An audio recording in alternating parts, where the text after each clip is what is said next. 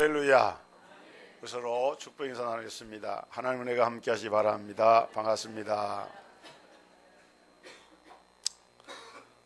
우리 주님을 찬양하고 송축을 드립니다. 오늘은 종료주일입니다. 그리고 돌아오는 주일은 주님 부활하신 부활주일입니다. 고난주간은 종료주일로부터 시작을 하는 한 주간을 말합니다. 이 종료주일은 예수님께서 고난을 받기에 앞서서 나귀를 타고 예루살렘에 입성을 하시게 되는데, 그때 예루살렘에 있는 많은 어린이들, 많은 사람들이 예수님이 그 성안에 들어오실 때에 호산나 찬송을 하면서 이 종려나무, 팜트리라 그러죠. 종려나무 가지를 들고 찬양을 했습니다. 호산나 다윗의 자손으로 오시는 이여 라고 하면서 찬양을 하고 하나님께 영광을 돌린 데서 유래한 주일이 바로 종려주일입니다. 호세아서 이 13장에 오늘 봉독한 말씀은 호세아서에 나오는 전체 9편의 설교 가운데서 8번째 설교입니다. 특별히 이 설교는 북왕국 이스라엘이 멸망을 스스로 자초했지만은 하나님께서는 멸망 중에서도 그 백성들을 구원하신다 하는 내용으로 전개가 됩니다.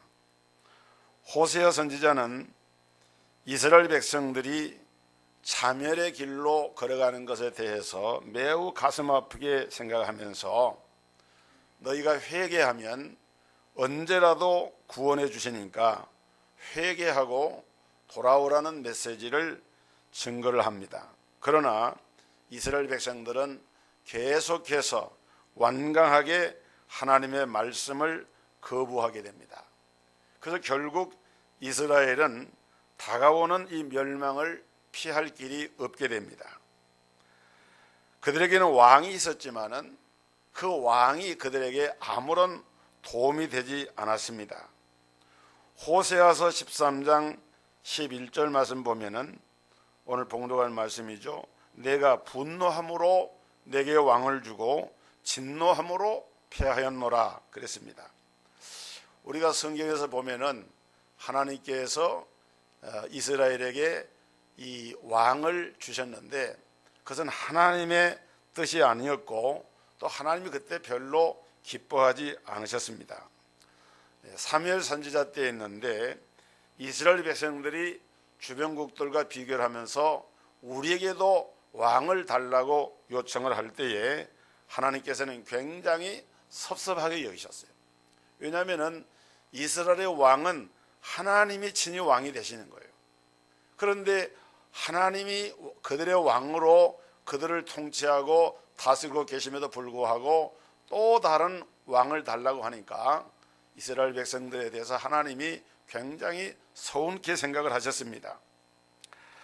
그래서 하나님은 왕을 주시면서 세 가지 경고를 하셨는데, 첫째는 왕은 아내를 많이 두지 말라. 두 번째는 은과 금을 많이 취하지 말라. 세 번째는 말과 마병과 같은 이런 군대를 많이 두지 말라. 그렇지만은 이스라엘의 모든 왕들 가운데서 이 하나님의 경고의 메시지에 귀를 기울이고 그것을 실천한 왕은 단 한 사람도 없었습니다. 하나님을 왕으로 모시기를 거부하고 인간을 왕으로 모셨더니 오히려 그것이 부패와 멸망을 초래하는 원인이 되었고, 왕은 이스라엘의 멸망의 이런 상황에서도 전혀 도움이 되지를 않았던 것입니다.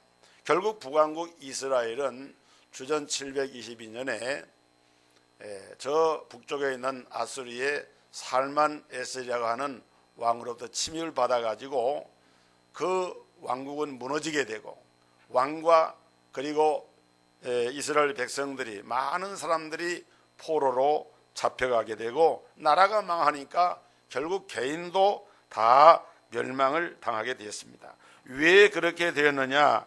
오늘 봉독한 말씀 9절에 보면은 이스라엘아 네가 패망하였나니 이는 너를 도와주는 나를 대적하였음이니라 라고 하는 이 말씀 속에 그 답이 담겨져 있습니다.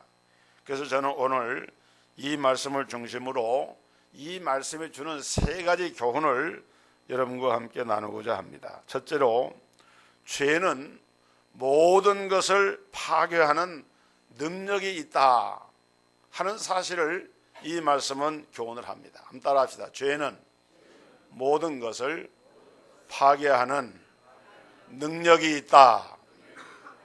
여러분, 죄라고 하는 것은 절대로 건설의 능력은 없습니다. 파괴를 시키는 능력이 있어요. 이스라엘의 12지파가 있는데 남부의 유다 왕국의 중심 지파는 유다 지파였고, 그 다음에 북왕국을 이룬 10개의 지파가 있는데 그 10개의 지파의 중심 지파는 에브라임 지파였습니다. 에브라임은 요셉의 두 아들 가운데 차남이죠. 요셉이 애굽에서 총리로 있을 때 결혼해서 두 아들을 낳습니다. 장자는 므낫세였고 차자가 에브라임입니다. 이제 그 할아버지인 요셉의 아버지고 에브라임과 므낫세 할아버지인 야곱이 나이 많게 되었을 때 야곱은 요셉의 두 아들을 오게 해서 축복을 하게 합니다. 축복할 때에 요셉은 그 아버지로부터 자기의 두 아들이 복을 받기 위해서 그 야곱의 오른손에다가 장자인 므낫세를 앉히고 그 다음에 차자인 에브라임을 왼손 무릎 앞에 앉게 해서 축복할 때 아버지가 두 손을 들고 축복을 하도록 그렇게 합니다. 그런데 그때 이미 야곱은 눈이 많이 어두웠어요. 그런데 이상하게 둘이 앉혀놨는데 손을 어긋맞게 가지고 우수를 들어서 차자인 에브라임의 머리에도 올리고 좌수를 들어서 장자인 므낫세에다가 손을 얹어서 기도를 하려고 합니다. 그러니까 요셉이 깜짝 놀라서 아버지, 아닙니다. 오른쪽이 장자입니다. 왼쪽이 차자입니다 하면서 손을 바꿔서 축복을 하게 하려고 합니다. 그런데 야곱이 하는 말이, 아들아, 나도 안다. 나도 안다마는 하나님께서 이 차자를 더 크게 축복하기를 원한다. 야곱은 기도의 사람이었고 영적인 사람이었습니다. 그래서 결국은 오른손을 들어서 왼편에 있는 에브라임의 머리에 손을 얹고 축복을 하고 왼손을 들어서 오른편에 있는 므낫세의 머리에다가 축복 기도를 했는데 에브라임을 향해서 엄청난 축복을 하게 됩니다. 그런데 그 결과가 이스라엘 민족의 역사 형성에 보면 그대로 나타나게 됩니다. 므낫세는 장자였지만은 좀 별 볼 일 없는 지파의 이제 지파가 되고, 에브라임은 북왕국 이스라엘 10지파가 세운 북왕국의 가장 중심되는 지파가 되어져요. 여러분, 서양 사람들은요 지금도 예전에 실제로 그런 일이 있었습니다. 우리 한국에 오는 목사님이 모임에 유럽에서 집회에 갔다가 서양 아이를 머리를 이렇게, 우리 동양에서는 아이들이 이쁘고 하면 사랑스러우니까 쓰다듬잖아요 보통. 그런 생각으로 쓰다듬었는데 그것 때문에 하마터면 출국을 당할 뻔했어요. 강제 출국을 당할 뻔했어요. 외국에서는 함부로 어린아이의 이 머리에다가 손을 얹으면 안 됩니다. 특히 왼손을 얹으면 더 안 돼요. 왼손을 얹으면 아주 고약하게 생각을 합니다. 그것은 바로 이런 성경적인 어떤 그 문화의 그런 배경을 가지고 있는 이야기인 것입니다. 정말 어쨌든 야곱이 오른손을 차남인 에브라임에게 얹어서 축복한 대로 에브라임은 번창을 하게 됩니다. 오늘 이 봉독한 말씀 본문 앞에 있는 호세아서 13장 1절에 보면은 에브라임이 말을 하면 사람들이 떨어도다 이런 말씀이 나옵니다. 에브라임이 말 한마디를 하면은 사람들이 벌벌 떨었다. 그만큼 그의 말에 권세가 있고 그만큼 에브라임이 높은 지위를 얻었다는 것입니다. 또 13장 15절에 보면은 그가 비록 형제 중에서 결실하나, 이 그는 에브라임을 말하는데 에브라임이 형제 중에서 결실했다, 이 말은 원래 결실이라고 하는 말은 열매를 맺는다고 하는 뜻이지만은 여기서 이 말은 번창한다는 그런 의미입니다. 그러니까 에브라임은 형제 중에서 가장 결실을 많이 맺고 가장 번창하고 가장 강한 자가 되어서 에브라임이 말 한마디 하면은 그 말을 듣고 사람들이 다 벌벌 떨 만큼 위세가 있는 그런 지파가 된 것이 에브라임 지파였습니다. 그런데 이렇게 번창해서 물질적으로 풍족해지니까 이것이 축복이 안 되고 도리어 멸망의 원인이 되었습니다. 이 13장 1절에 보니까 에브라임이 말을 하면 사람들이 떨었도다. 그 다음 보면 그가 에브라임이 이스라엘 중에서 자기를 높이더니 바알로 말미암아 범죄함으로 망하였거늘 그랬어요. 돈이 많아지고 세력이 커지고 위세가 당당해지니까 이 에브라임이 한 일이 뭐냐고 하면은 자기를 높였다는 것입니다. 자기를 숭배했다는 것입니다. 여러분, 자기를 높이고 자기를 숭배하는 것은 신약에 보면 바울은 그것이 바로 우상숭배다 그랬어요. 자기 숭배와 우상숭배는 일맥상통합니다. 왜냐하면 사람들은 자기가 원하는 우상을 만들어서 그것을 숭배하기 때문에 그렇습니다. 돈을 굉장히 좋아하는 사람은 돈을 우상으로 삼습니다. 권력을 굉장히 원하는 사람은 권력을 갖춘 우상의 모양의 형상을 좋아합니다. 사람이 자기 숭배를 하게 되면은 자기 우상 숭배에 빠지게 됩니다. 그래서 호세아 13장 6절에 보니까 이스라엘 백성들이 이 죄에 빠지는 과정을 분명하게 보여주고 있는데 그들이 먹여준 대로 배가 불렀고 배가 부르니 그들의 마음이 교만하여 이로 말미암아 나를 잊었느니라. 넉넉해지고 풍성해지고 위세가 당당해지니까 자기를 높이면서 이제는 자기 중심으로 나가다 보니까 여호와 하나님은 잊어버렸다. 배부르고 물질적으로 부유해지면은 사람이 교만해집니다. 여러분, 교만해지면 하나님을 잊어버리게 되고 필연적으로 우상 숭배에 빠지게 됩니다. 그래서 사실 우리가 돈이 많이 생기고 배가 부러질 때에 사실은 조심해야 돼요. 21세기 우리 대한민국은 호세아 13장 6절에 멸망의 경로를 걷지 않도록 조심해야 됩니다. 배부름을 주신 분이 하나님이시라고 하는 사실을 잊지 말아야 돼요. 제가 어렸을 적에 자랄 때만 하더라도 우리나라는 정말 살기 어려운 나라였어요. 하루 세 끼 식사를 제때 못하고 학교의 점심시간에 빈 수도관에 가서 수돗물로 배를 채운 학생들이 태반하는 그런 학생이 많았어요. 여러분, 그랬던 우리 대한민국이 하나님이 축복을 합니다. 우리가 20세기만 하더라도 우리 대한민국이 이 대한민국이라는 나라 자체가 이 세계 지도에서 없어질 뻔한 했던 그런 사건들이 얼마나 많습니까? 일제합병됐죠. 6.25 전쟁의 환란 겪었죠. 국내 내란이 있었죠. 얼마나 힘들고 어려웠습니까? 그런데도 하나님이 우리 대한민국을 축복하셨단 말이에요. 사랑하셨어요. 어떻게? 서양의 복음을 가진 선교사님들이 들어와서 복음을 전하면서 그분들이 학교를 세웠습니다. 병원을 세웠습니다. 사회 여러 오늘날 말하는 사회에서 우리가 필요로 하는 이런 사회 봉사 기관들이 이런 복음을 가진 사람들에 의해서 세워져 가지고 그것들이 밑바탕이 되어져서 그리고 그 복음을 받은 사람들이 눈물 흘려 기도하면서 나라 민족을 위해서 기도하는 가운데 우리나라가 이만큼 경제 성장을 이루게 되고 민주화의 복도 누리게 되고 오늘날 세계에서 선교를 두 번째로 많이 하는 그런 나라로 부강한 나라로 세워지게 됐다 이 말이죠. 여러분, 우리가 이러한 때일수록 하나님을 잊어버려서는 안 돼요. 오늘 선교하는 일에 우리가 아까워하지 말아야 됩니다.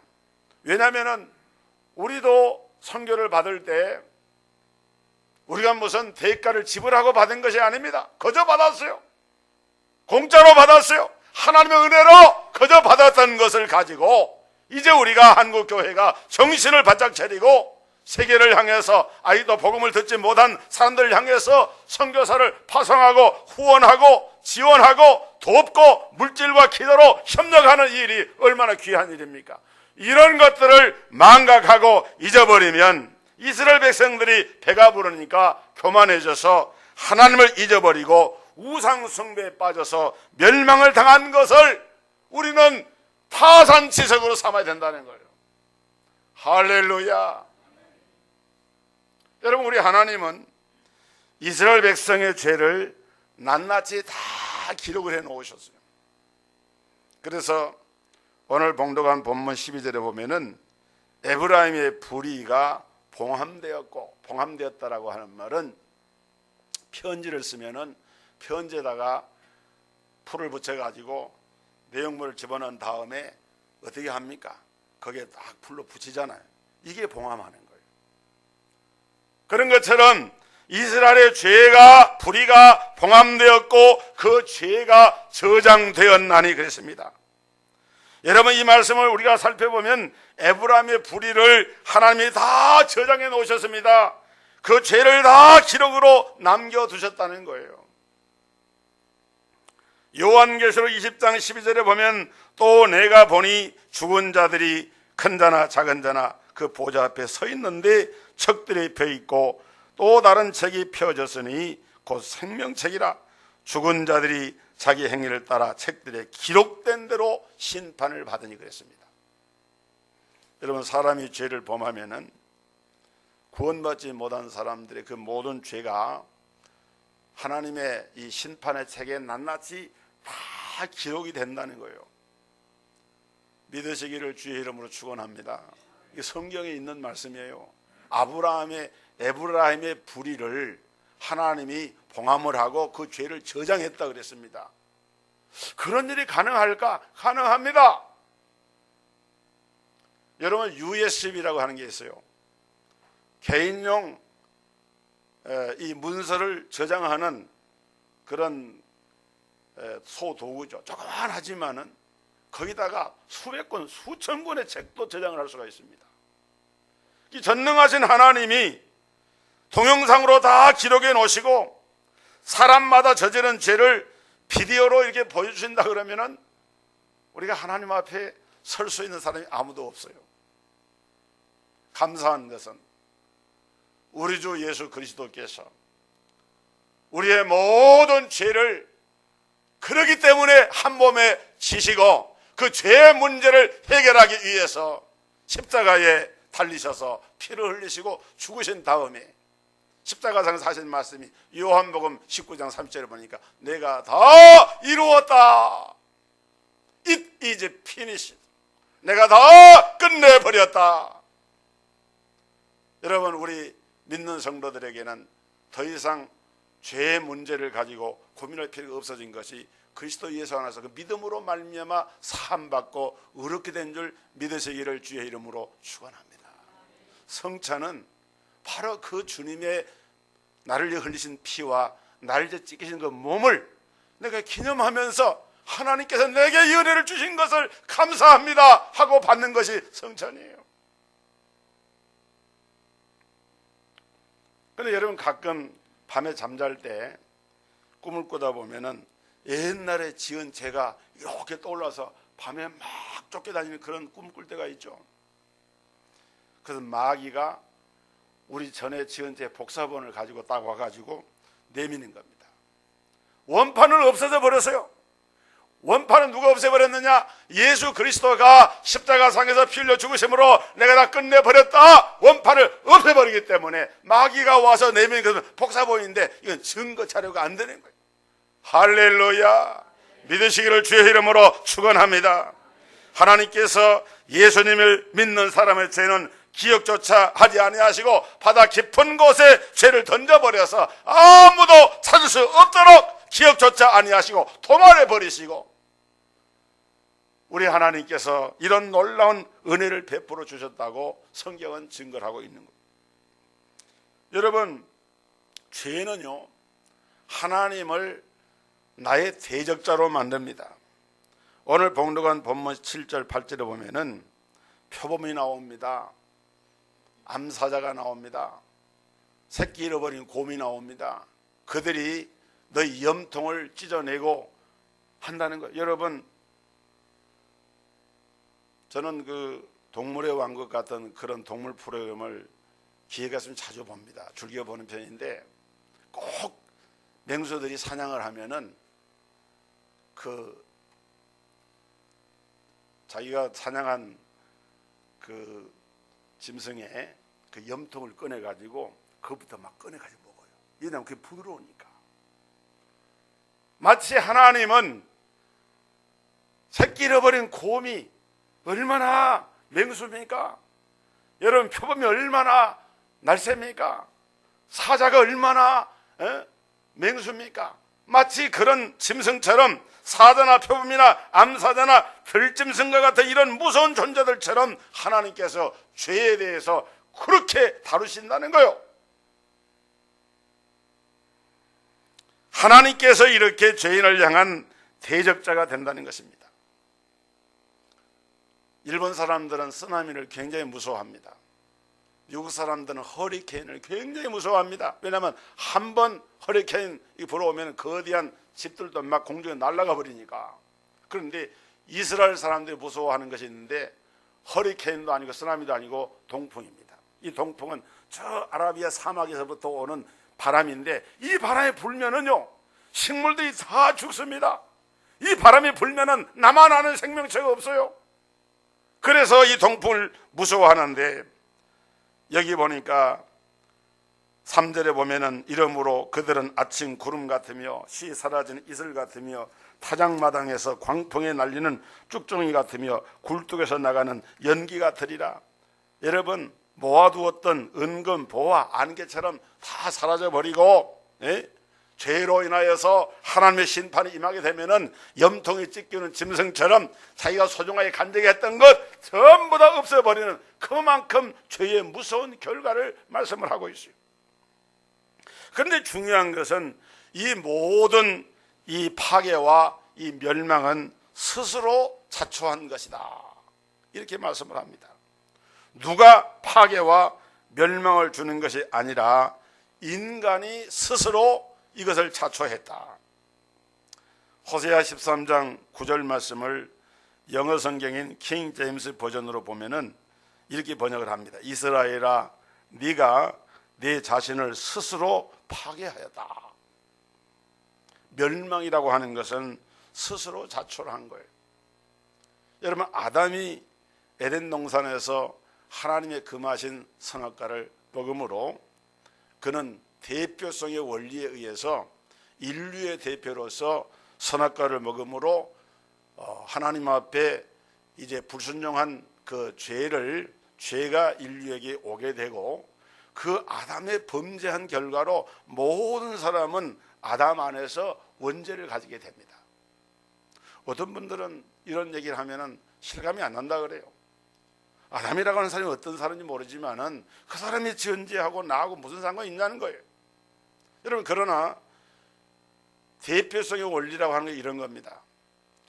우리나라의 국가의 수반인 대통령이 미국에 가서 한미 정상 간의 어떤 계약을 체결하잖아요. 그러면은 그 대통령이 이 나라를 대표하는 국가의 수반으로 어떤 결정을 하고 조약을 맺게 되면은 그 조약을 맺은 결과가 대한민국 국민 전체에게 미치게 됩니다. 이게 대표성의 원리라는 거예요. 나는 손 하나 까딱 한 거 없지만은 나라의 대통령이 결정하니까 그것이 국민 전체에게 영향이 미치는 것처럼, 아담이 오늘 우리의 인류의 조상으로서 아담이 나중에 이 아담의 그 범죄도, 이 불순종한 선악과를 먹은 범죄 이후에도 아담이 이제 그 인간의 약함 때문에 죄를 범하게 됩니다. 둘째, 셋째, 더 많은 아담이 지은 그런 자범죄들은 그건 나와는 상관이 없는 거예요. 그러나 이 선악과를 먹지 말라, 네가 먹으면 정령 죽으리라. 하나님께서 분명하게 인류의 시대인 아담에게 이 말씀을 했는데, 이것을 불순종한 이 죄는, 이것은 우리 모든 인류에게 대표성의 원리에 의해서 모든 사람이 죄인이 되고 모든 사람에게 사망에 이르는 결과가 오게 된 거예요. 로마서 5장 12절에 그러므로 한 사람으로 말미암아 죄가 세상에 들어오고 죄로 말미암아 사망이 들어왔나니 이와 같이 모든 사람이 죄를 지었으므로 사망이 모든 사람에게 이르렀느니라 그랬습니다. 놀라운 것은 아담 안에 있는 모든 사람을 대표해서 하나님과 언약을 맺듯이 우리 예수 그리스도는 그리스도 안에 있는 모든 사람들, 하나님 택한 모든 사람들을 대표해서 십자가에서 둘째 아담으로서 죄값을 치르신 것입니다. 그래서 예수님이 벌받은 것이, 누가 벌받은 것이에요? 내가 벌받은 것이 됩니다. 예수님을 통해서 죄삼 받은 것으로 간주가 되어져서, 그러므로 원죄도 우리 각 사람의 책임이고 자범죄도 우리 각 사람의 책임인데, 죄와 멸망은 바로 이처럼 인간 스스로가 초래한 것으로서 이것은 누구도 탓할 수가 없는 것이다. 그런데 이러한 죄와 멸망을 끊어버리는 도움이 어디서 오는가? 오늘 봉독한 본문 9절에 보니까 이스라엘아 네가 패망하였나니 이는 너를 도와주는 나를 대적함이니라 그랬어요. 이 9절 말씀을 역시 영어 성경 번역인 킹 제임스 버전으로 보면은 약간 다르게 번역이 되어 있습니다. 오 이스라엘, thou hast destroyed thyself, but in me is thine help. 이 말은 무슨 말인가 하면은, 이스라엘아, 네가 내 자신을 파괴시켰지만은 내 안에는 너의 도움이 있다. 한번 따라합시다. 내 안에는 나의 도움이 있다. 내 안에는 너를 도울 수 있는 그 도움이, 내가 너를 돕는 도움이 내 안에 있다. 그런데 너 왜 자꾸 왕을 의지하려고 하느냐? 왜 자꾸 쌀 때는 우상을 의지하려고 하느냐? 하나님만 의지해야지. 예수님만 의지해야지. 일평생 살면서 예수님만 의지하면 그리스도 예수 안에 인생 문제 해답이 다 있어. 할렐루야. 믿으시기를 주의 이름으로 축원합니다. 예수 안에는 인생 문제 모든 해답이 있는 거예요. 여러분, 어떤 사람들은 하나님께서 자기를 괴롭힌다 그래요. 전도하면은 어떤 사람 뭐라 하냐면 고마워하는 것이 아니라 왜 자꾸 나를 괴롭힙니까? 이런 사람이 있어요. 여러분, 복음을 전하는데 하나님이 오시는데 자기를 괴롭힌다고 하는 사람 왜 그런 줄 아십니까? 자기 안에 귀신이 있기 때문에 그런 거예요. 성경적입니다.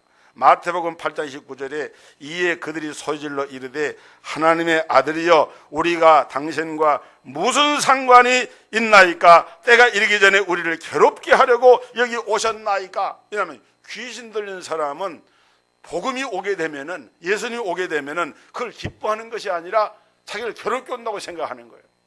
여러분, 예수님은 절대로 우리를 괴롭히시는 분이 아닙니다. 예수님은 어떤 분이요?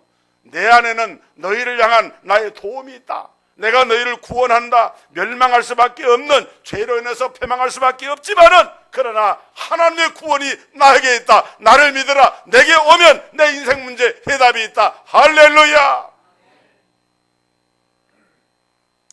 하나님의 구원은 궁극적으로 음부에서의 구원입니다. 사망에서 구원입니다. 여러분, 고린도전서 15장에 보면은 바울이 사망아 너희 이기는 것이 어디 있느냐? 사망아 너희 쏘는 것이 어디 있느냐? 사망에 쏘는 것은 죄요 죄의 권능은 율법이라. 우리 주 그리스도 예수를 우리에게 힘을 주신 하나님께 감사하노니 그러므로 내 사랑 형제들아 견고하며 흔들리지 말며 더욱더 주의 일에 힘쓰는 자들이 되라. 이런 너희 수고가 주 안에서 헛되지 않은 줄 알면이라 말씀을 하고 있죠.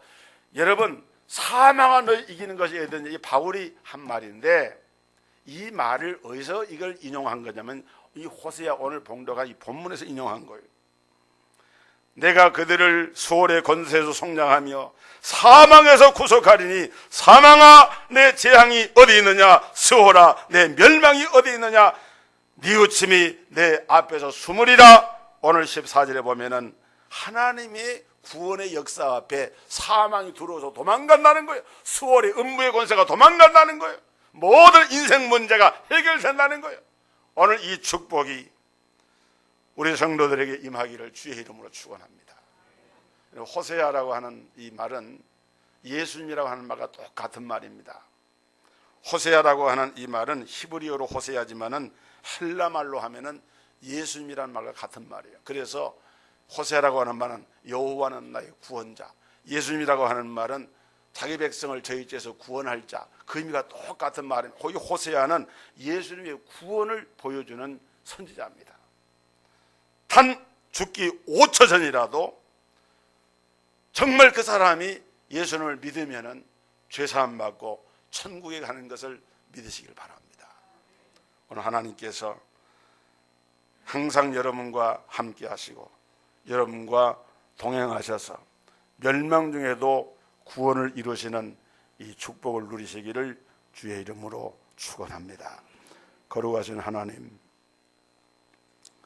우리 인간이 범죄함으로 말미암아 하나님의 무서운 심판과 형벌을 받을 수밖에 없는데 오직 한 분 구원자이신 예수 그리스도를 믿음으로 말미암아 억만 가지 죄악에서 사함을 받고 구원을 받고 하나님의 자녀가 되는 이 엄청난 축복을 저에게 주신 것을 감사드립니다. 주님, 기도하고 원하옵는 것은 우리가 남은 생애를 살 때 예수님을 내 중심에 모시고 특별히 성찬의 떡과 잔을 받을 때 주님의 고난과 죽음을 기리며 나의 죄를 대신하여 죽으시고 나를 위하여 다시 부활하신 주님을 믿음으로 바라보며 이 놀라운 구원의 은혜와 축복을 누릴 수 있는, 그리고 하나님 앞에 영광을 돌릴 수 있는 귀한 성도들 되게 하시고 내 인생의 모든 약한 것들, 문제들을 해결하시는 문제 해결 대신 예수님을 온 중심에 모심으로 믿음으로 승리하게 도와 주시옵소서. 예수님의 이름으로 기도하옵나이다. 아멘. 찬송